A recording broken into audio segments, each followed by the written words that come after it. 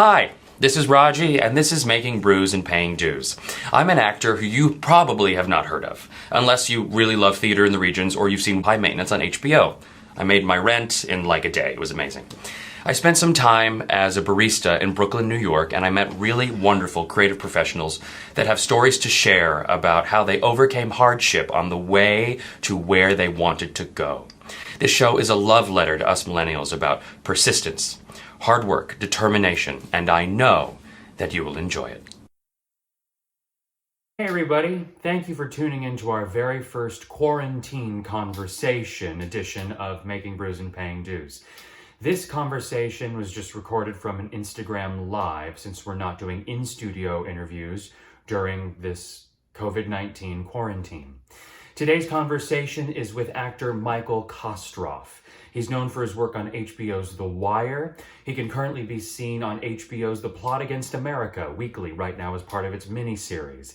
He's had a varied career in the theater. He was a part of the national company of, it's escaping me. The name of that show is escaping me right now. The Producers. I want to be a producer. Yeah, The Producers. And we met last spring doing a musical here in New York City. He has some wonderful things to say about signing up for the pursuit of the thing as opposed to getting the thing. It's wonderfully encouraging. It's exactly what we need right now. And I hope that after you listen to this conversation, you will be encouraged. Waiting for Mr. K. Hey! We did it! You're breaking my Instagram Live virginity. Well, we'll clean it up afterwards, okay? Yeah, be gentle. Yeah, we have towels. How are you? I'm very, very good. All things considered, I'm good. I keep telling people I'm uncharacteristically well. Yes, good. There are moments I feel uncharacteristically well, and then there are moments where I feel just awful. Yes. You know, but it just like I either go really, really high or really, really low.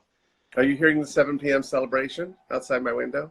Oh, Everybody's I am. clapping for the medical folks. Well, we can do it in here. Yes. We're clapping for the medical community. I was walking down the street the other day by myself, as we do now, like apart from everybody, and I was on the street at 7 o'clock, and everybody started to cheer, and it was so moving. It was so... There you go. I almost started to cry. Did you figure it was for you? Yes, of course I did. I was like, what am I doing? This is wonderful. It's like, stop. Everybody, you've got to stop it. This is just, you're embarrassing me. This thing. First of all, I want to say thank you. It's a pleasure. Thank you so much for your time. I really, really appreciate this, and I'm very much looking forward to it. Well, as I said to you on the phone, I always enjoy talking to you. We always have interesting conversations. We do. So the first thing I want to ask you is, how are you? Tell me how you're doing, and you can be as honest as you like.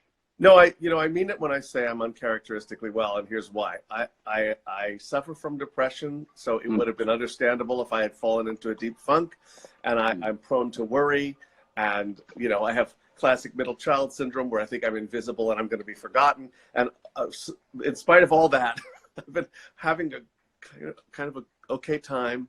And I've got my cat Link, who you will hear making comments. Hi, Link. Link is really like making everything okay. And by the way, Link thinks that the coronavirus is fantastic because he likes having me around all the time. It's like more times to get pet and fed.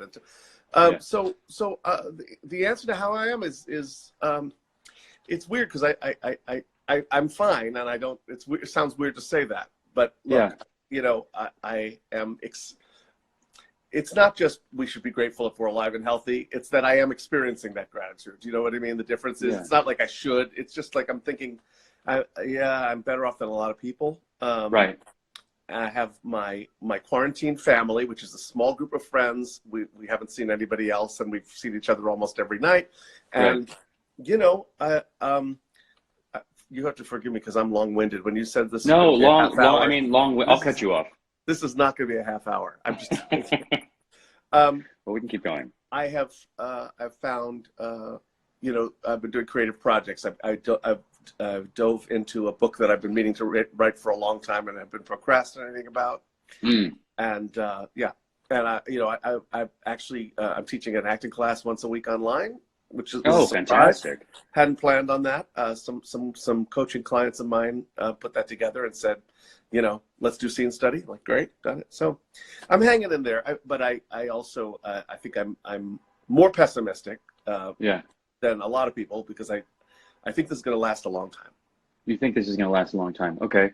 So when you find yourself in moments where you feel down, where you're feeling depressed, how do you process those moments? I mean, I think I just go through them, because I've become less afraid of my, dips and getting depressed, because I know there's another side to it. I come out on the other side. Right. I know what helps. One is walking out of my front door, going to Central Park, taking a walk 6 feet away from everybody, but getting outside in the air. Yeah. I'm not going to lie. My cat helps a lot. Yeah, great. The way that you feel about your cat is the way that I feel about my roommates. Yeah, that's great. Yeah. They don't lick anything, though. You don't give them treats or anything? I give them treats, but they don't lick anything. No, but it takes me to another topic. It's a time when I always say how much I love our tribe. I call us actors a tribe. I love our tribe. My childhood was not a great one. I ended up becoming estranged from my parents. Best, healthiest thing I ever did. My family, my support system, my group is the tribe of actors. So last week I was having a real bad night. It was like late at night. That's when the gremlins can creep in. I was like, we're all going to die. They don't care about us. We're just going to die. Yeah.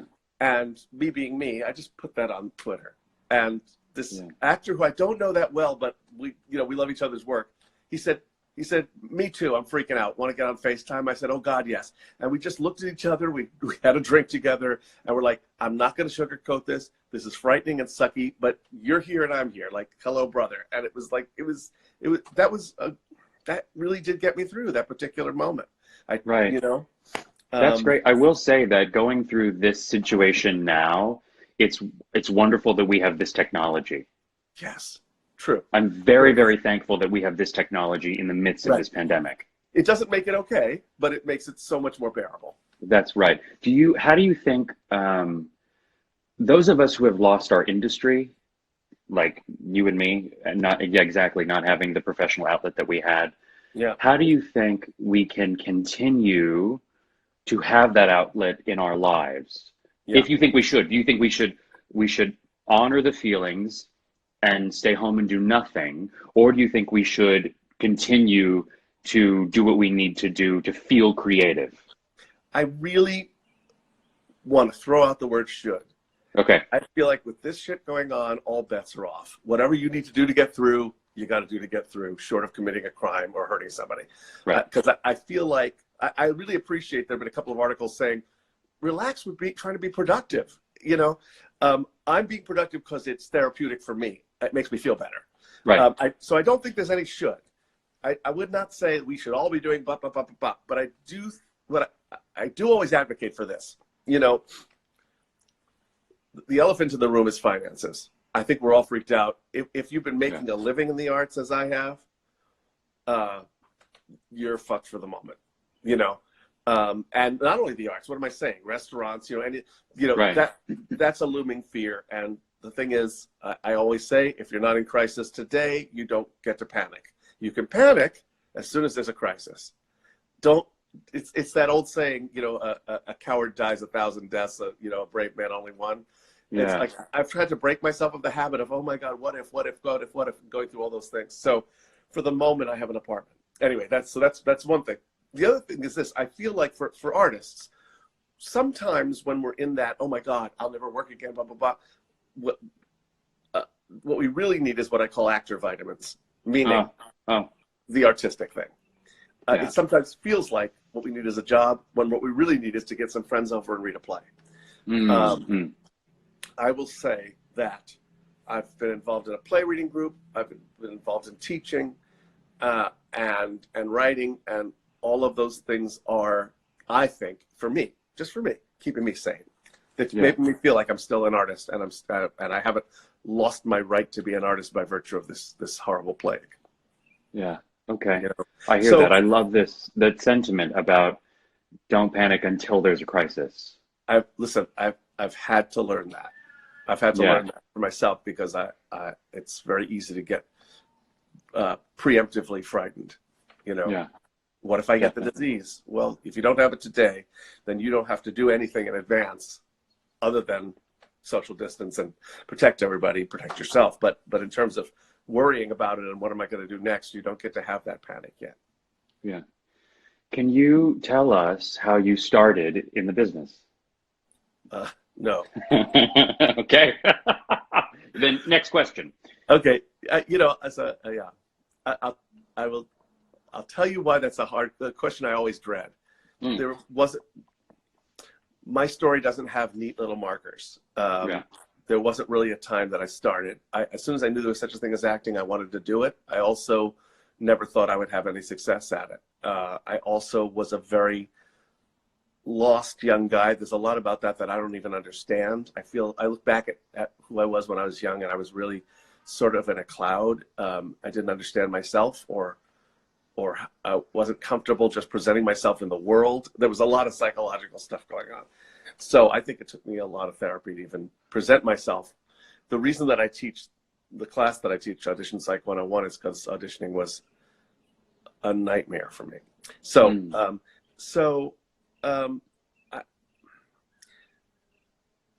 my story is not, I think it's not that interesting, but it also may be comforting for people to know that there wasn't like aha, I got it. Now I'm on my way. You know, I'd get a little job that didn't pay, then I'd get another one that paid a little bit, then I'd get another one that didn't pay. You know, it's like, when I first moved to LA, I got a big fat agent. They dropped me, shortly thereafter. Then I had no agent. Then I had a lousy agent. So it didn't even go in a straight line, which is better. Yeah. I think left to right. Yeah. There isn't a secret to whatever success I've had. I think it's been a lot of luck and accident, honestly. Yes. Okay. That makes this is a common theme that people say, that it's a lot of accident has brought me here. Accident plus hard work. Accident, hard work, and a little bit of talent. Yes. I feel like you have more than a little bit of talent. All right. I'll say a little bit plus. Okay. There you go. All right. Yeah. I think that the reason that we ask questions like that is because we're looking for patterns in a profession that just doesn't deliver them. So I think some people go, oh, he went to this school or this thing or moved to this city. That's what I'll do, so I'll have the same result. But it doesn't work that way in our business, because there are no 10 steps to success. Right. Dennis Palumbo, who was a screenwriter and became a psychotherapist, he said, the laws of cause and effect work everywhere in the universe except in show business. Mm. You know. Yeah. Are you hearing Link's moans, or is he okay? No, I'm fine. He got quiet now. He found a spot up in the. No, he's good. He's good. I mean, if he wants to chime in, he's more than welcome to. I will let you know. Pay their dues too. He often has comments. Yeah, he's paid his dues. So then, so if we go through the stages of an actor's career, where if you look at like that 5-level joke, like, who is Michael Kostroff? Oh, I think I've seen Michael Kostroff. Get me Michael Kostroff.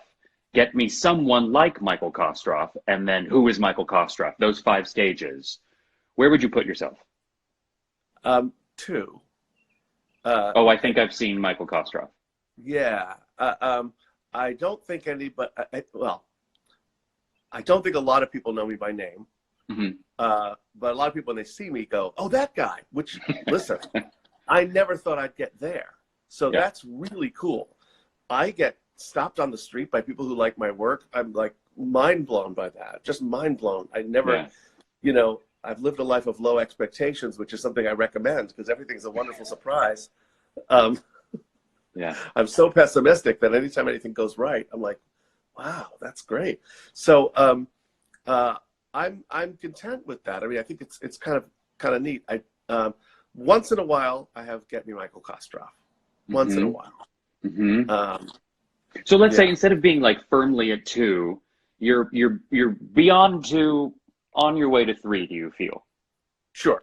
Okay. Yes. So then Yes. my question is, when you were not even at 1 and then got to 1, moving through 2, how did you pay your dues? I Hi, yes. Link. Hi, Link. Do you want to come up? Link will probably make an appearance. Great. He's my therapist, and so he may be able to speak to my mental state. How, you know, I feel like I always frustrate people in these interviews because I don't know if I have answers for this, but how did I pay my dues? Well, yeah, right, got it. Or what did you do? What did you do to make ends meet? And I waited tables. I temped. I was a proofreader. I answered a switchboard in a little gray room for 9 months. I occasionally got like murder mystery weekends. After a while, there were these murder mystery weekends. I don't know if they still do those. Those were fun. When I moved out to LA, which I did just as an experiment because I wasn't working in New York, I got a job at Disneyland. I didn't know how great that was going to be. That was a great job. oh my gosh. I was What shocked. did you do? Well, I was in the Aladdin show when the Aladdin first came out.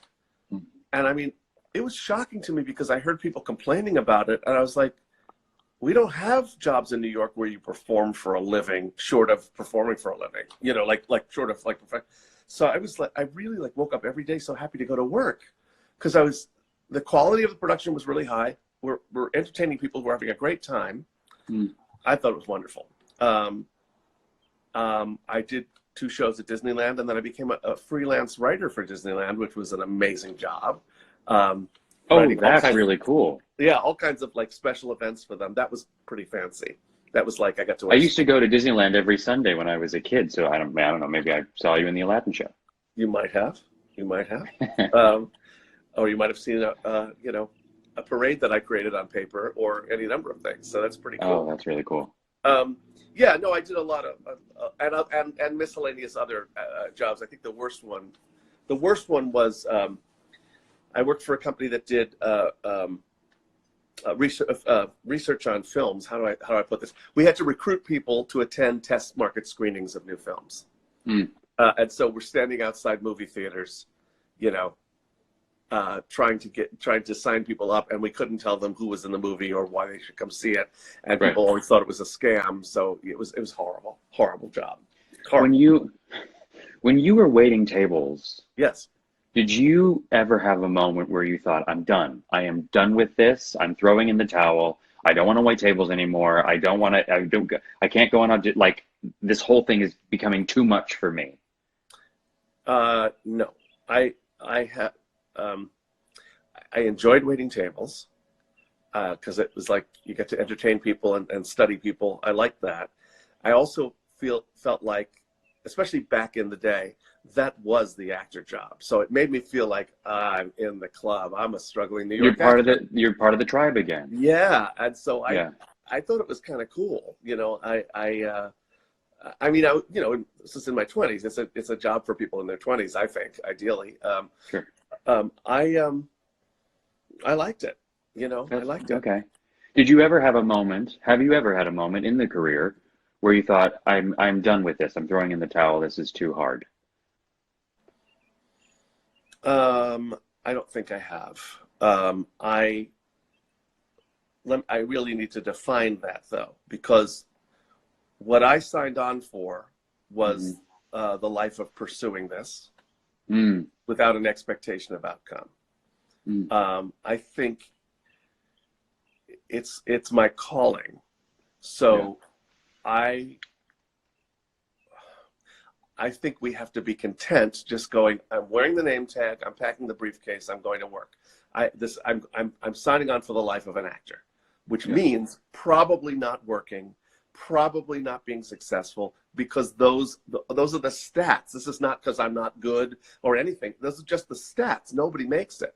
So, like, you know, at my modest level of success, I'm in a tiny, tiny percentage of people who make their living as actors. It's ridiculous. Nobody does. So I'm not kidding when I say low expectations have served me well, because I thought, well, I'm just going to keep pursuing it and hope to get a job here and there, or maybe even a show for free, and that's enough because I get to call myself an actor. So that's sort of my mindset about it. It's never been that if I don't hit this or this or this, then I've failed in my mission. I just wanted to be at the party. Do you know what I mean? Do you think that? Sorry, go ahead. Go ahead. No, go. Do you think that having lower expectations sounds incredibly healthy, and it sounds very, very safe for the mental health, for being in a business where there is no linear situation, path up? Yeah. Do you think that having lower expectations means trading in your dreams? It depends what your dream is. It doesn't have to. It doesn't have to. I just wanted to pose the question. No, this is good. This may take me a second, but yes. Go ahead. No, I'm passionate about the question. Look, we have time until May 1st. Okay, good. That's right. Yeah. Well, at least. I think we're kidding ourselves about May 1st. Okay. My agent who I haven't heard from in a month, sent me an email. Some film was asking about my availability for June, and I said, "Of what year?" Yeah. I believe in low expectations because above everything, I believe in reality and logic. And I don't believe in kidding myself or trying to make myself believe in something I know isn't true. I really hate that practice.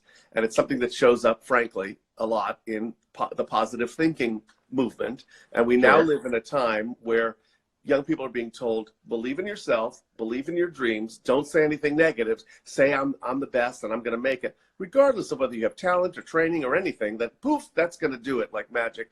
And I think those people have really set themselves up for a lot of disappointment and ultimately a bitter life. I lead a very grateful life. I'm very happy.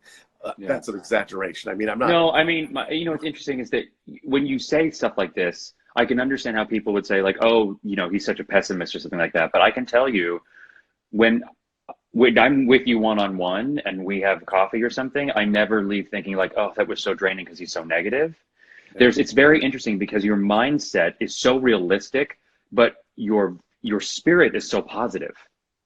I call my philosophy the negative positive, which is give it to me straight and then let me make the most of it. Okay. I'm not going to sit here and go, I envision myself winning a Tony. I envision because every day that doesn't happen, my efforts and my theories have failed. Sure. Whereas my theories are based on reality, which is nobody makes it in show business. It's very rare. And also what is making it? What is that? You get the big part, then you got to get the next big part. There's always another thing and another thing and another thing. So I want to be in the present. It's funny because I do sound like such a philosopher and so positive, but I don't think of myself that way. I think of myself very much as a realist, and that has helped me navigate this life. I feel really, really passionate about this. So what is my dream? Yeah, my dream is I didn't give up on the pursuit. A lot of people go, oh, that's going to be too hard. I'm not going to do that. I know lots of people who are artists inside and have squashed that because it's not a realistic pursuit. Okay. I'm glad that I at least signed on. I can go to auditions. I can call myself an actor by virtue of the fact that I spend my life analyzing roles and figuring out how to play them, whether I get paid for them or book them or don't. I get to go on an audition and figure out how do I want to play this role today. So that is my dream. Sure. I would have been willing to wait tables my whole life to do this. Yeah. Work and success aside, and I feel really strongly about this because if the dream keeps you in a state of non-achievement, because I haven't hit this, I haven't hit this. Listen, you know what my dream was as a kid? I want to be, on Broadway. I still haven't. So I'm almost 60. That might not happen. What if I was just on that the whole time? Sure. I'd be living a life of disappointment. And so the actors I know who are the most bitter are the ones who keep expecting show business to be different. The ones who are like, I can't believe it. I can't get arrested in this town. Well, that's the norm. I can't believe my agent dropped me, or I can't believe I couldn't get seen for this show. These are normal. This is a leopard having spots. This is just normal. This is fire being hot. So anyway, again, long-winded answer to your simple question, but no, I don't. That's fine. I think it, you know, my view of having low expectations may equal giving up on your dreams if your dreams are unrealistic. How about that? So, okay, what I hear you saying is actually not giving up on your dreams, but reframing your dreams. Yes. What do you really want? Yeah. Yeah. I guess that makes so. a lot of sense. That makes a lot of sense because I can say that where I find myself now, I'd give anything to have my agent call me right now and tell me I did not get the part. Do you know what I mean? No. Because I miss it so much. Oh, right. Because we're not doing anything right now, and it's just dead. You know what I mean? Like, I feel obligated to correct myself. okay, I still have the dream of being on Broadway, but I don't. How do I put this? I feel like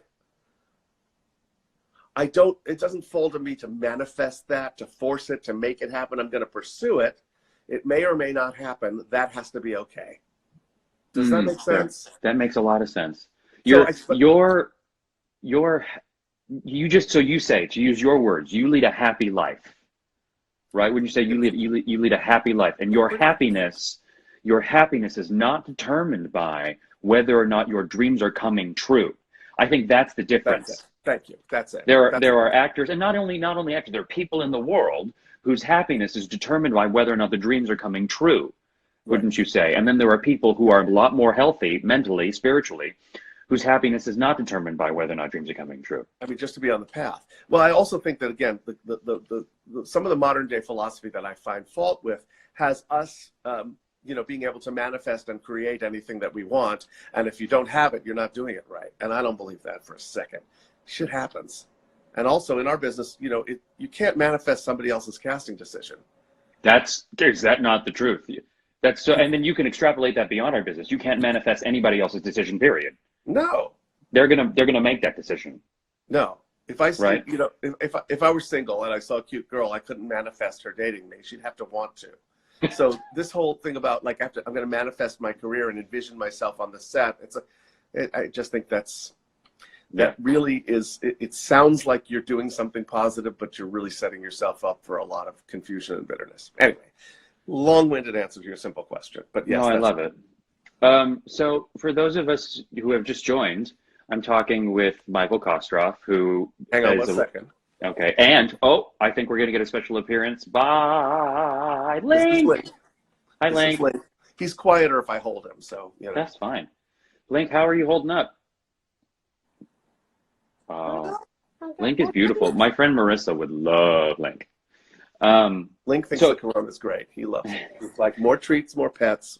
I get more attention. Yeah. There you go. He's never understood why anybody would leave the house. Yeah, why would they? You're fine. For those of us joining us, I'm talking with Michael Kostroff, who's a remarkably wonderful actor and also a friend, a lovely friend. And we met last year doing a musical together, and it seemed within our first two conversations, we were like, I feel like we get each other. Yeah. I want to ask you, do you think we ever stop paying dues?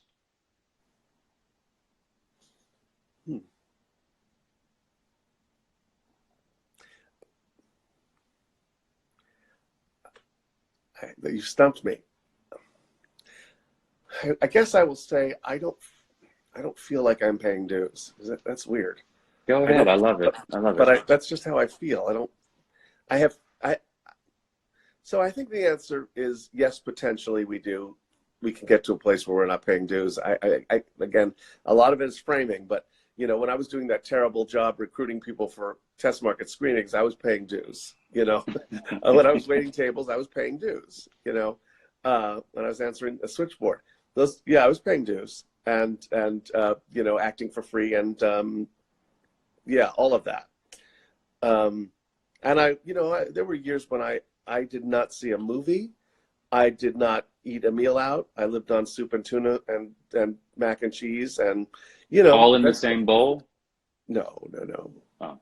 I had to spread it out. Those were years of paying dues. I kind of loved it for the drama of it, and like, this is the actor's life. But now I don't. It doesn't feel to me like paying dues. Like I said, everything that's happened in my career has pretty much exceeded my expectations.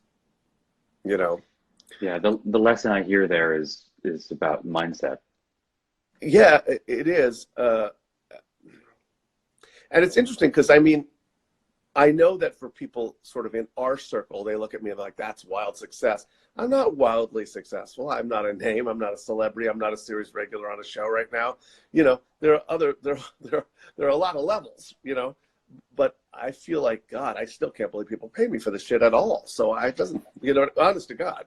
I know you're being honest. I think there's comedy in truth. It just shocks me. So, Yeah. so yeah. God, I don't know when I became that person, but it sounds like I'm being very positive, but I guess I am. I guess I'm guilty of that. I mean, I have to tell you as a friend, I think that your negativity isn't as negative as you think it is. I think you're right. It's very, Michael, it's very, very reassuring. Yeah, I think it's very reassuring. Yeah, I mean, I think, listen, I think my approach to my career is very healthy. I do suffer. I do have a darkness to me. I'm very Russian. I'm not wired especially happy. I go through very, very dark depressions. But in terms of the way the career is going, I'm kind of like, you know, it's pretty good. I think it's pretty good. Yeah, definitely. It's very weird. Like right now, I'm on TV every week. It's weird. I've got no paycheck. That money is spent, and then every Monday night I can tune in and see myself on TV. It's very bizarre. We've been getting some cool comments, but I want to shout out my mom, who says that she thinks that you are a beautiful soul. Oh, please tell her thank. Oh, I see the comments. Like They're I said, at the bottom there. Yeah. Thank you so much for that. What a nice thing to say. Yeah, my mom is. I want to just tell you that you have raised a beautiful soul in your son. He's an amazing guy. I mean that. Yeah. Thank you very much. You are. Thank you. I want to ask you. I don't want to go right past that, but thank you. Tell us about what you're on every week right now.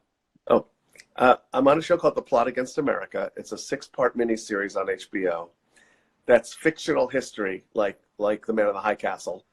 It takes place in the 40s, which is very cool visually, and it's about what would have happened if Lindbergh had become president instead of FDR. Now, we knew that it was going to be significant when we filmed it, but now it's like almost hard to watch. I'll be honest. Does it feel prophetic in a way? It's frightening. Like in this story, the world changes suddenly and completely, and I feel like that's what's happened with the virus. You know, so it's a little I love watching it because it's, you know, there are some amazing performances, and also you show me the 40s. It's great to watch. You know, it's beautiful to watch, but it's it's scary. It's a scary show. Well, we'll check it out. Yeah. I'm going to wind down now with probably my favorite question. That was short. Okay. I'm so glad we had this time together. Yeah. Oh, how do we get Carol on the show? Do you know Carol? Not personally. No, who does? Do we have to wind down? We don't have to. No, it's your show. Wind down. We certainly don't have to. No. But I have nothing left in my notes after this question. Okay. But you know, we could just keep talking. We could keep talking. Give me your wind down question. My wind down question is, what is it? If you could pick one thing, what do you want the generation behind you coming up to know? Oh, Raj. I mean, good God. Pick whatever comes to mind. Pick 1, pick 5, pick 10. Do you mean the next generation of artists or just people?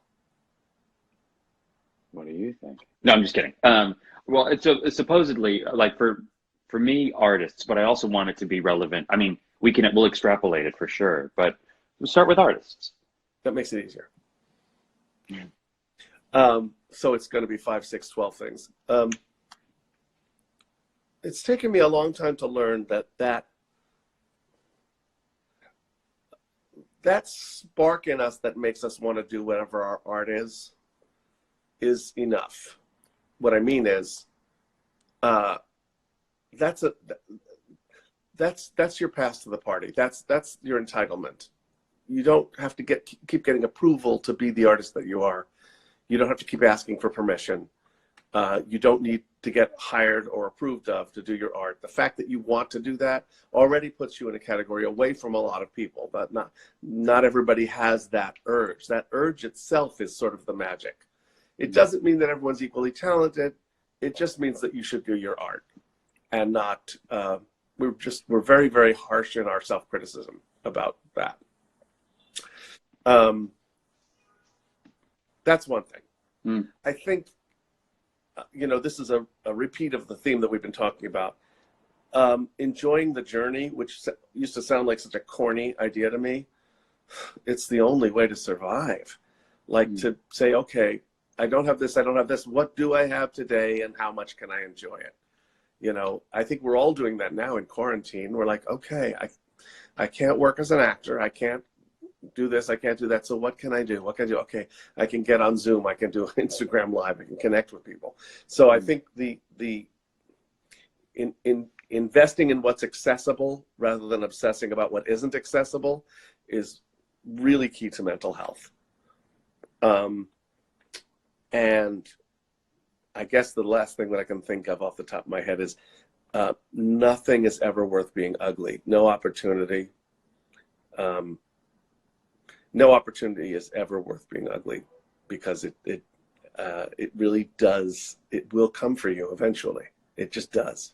You mean behaving in an ugly way? Yeah. It's never worth it. It's never worth it. Even to serve the greatest of ambitious appetites, it still isn't going to do what you think it's going to do. Sure. Yeah. Wow. So I guess that's what popped into my head for the next generation. Wow. I love those very, very much. Yeah, but we're all going to die, so there won't be one. We're all going to get wiped out.